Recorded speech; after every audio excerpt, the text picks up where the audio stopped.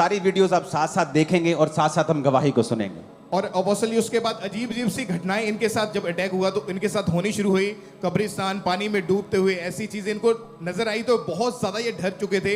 इनके शरीर में अंदर जो थे वो जख्म पड़ते थे और इसी तरह से ये पाप में चले गए ये बहन पूरी तरह से। और जैसे कि गंदा मजाक करना, गाली गलोच करना और लोगों को देख के गलत मन में विचार आना। और अपोस्टल जी इनकी पूरी लाइफ जो थी वो खत्म हो चुकी थी।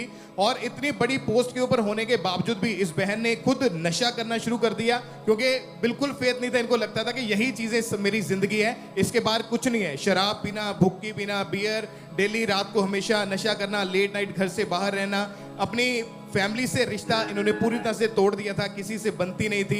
बाहर मारपीट करने लगे, जो चीज हाथ में आती उठाकर मारना शुरू कर दिया। एक तरह से पागलों की जैसी लाइफ हो चुकी थी। और इनको लगता था कि ये लाइफ जो है, इसके आगे जो है मुझे कोई सुधारने वाला नहीं है, मेरी लाइफ जो है वो खत्म हो चुकी है। और कोई इनको अपोस्टल जी अच्छा नहीं समझता था। और आखिर में परिवार वालों ने भी इनके साथ जो था वो नाता पूरी तरह से खत्म कर दिया था। आपने लिखा हुआ है कि आप लड़ाई झगड़ा कर जो हाथ में आता था मार देते थे आप, जी। वायलेंट होते थे बिल्कुल आप अपने बिल्कुल, परिवार के बिल्कुल साथ। पापा जी। परिवार क्या बोलता था, मर जाती क्या लड़की होने की वजह, क्या बोलते थे? मेरे पापा बोलते थे इससे अच्छा तो तू हमारे घर में पैदा ही ना होती। और बहुत बार रोते भी थे, खाना भी नहीं खाते थे।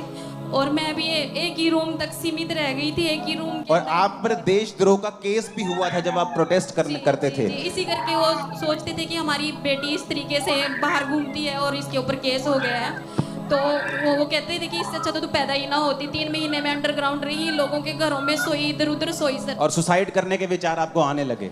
मैं पूरा सोच चुकी थी कि मैंने सुसाइड करना है। और अमृतसर में मेरा कोई नहीं रहता। मैं 2021 में से ही करके वहाँ पे दूसरा अखबार ज्वाइन करके वहाँ आ गई कि वहाँ किसी को नहीं बताऊंगी और मर जाऊंगी। और अपोस्टल जी इनको जब किसी ने फिर बताया अंकुर के बारे में, परमेश्वर के जीवित वचन